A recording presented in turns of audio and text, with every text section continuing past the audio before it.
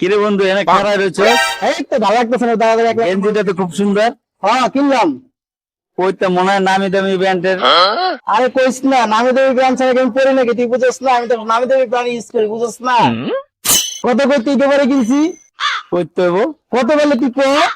মনে হয় ভালো কোনো শোরুম থেকে কিনছো। আরে হরে ভাই, তুই তো জানোস না আমি তো এমন তেমন ফ্যামিলির পোলাপান না। আমার বাপ দাদা তো কি ছিল তুই জানোস না? আমার দাদা ছিল কি জানোস? আমার দাদা ছিল লেগে তোর একসময় যে খরাতি ছিল না, তাই? খরাতি সভাপতি। হ্যাঁ? খরাতি সভাপতি।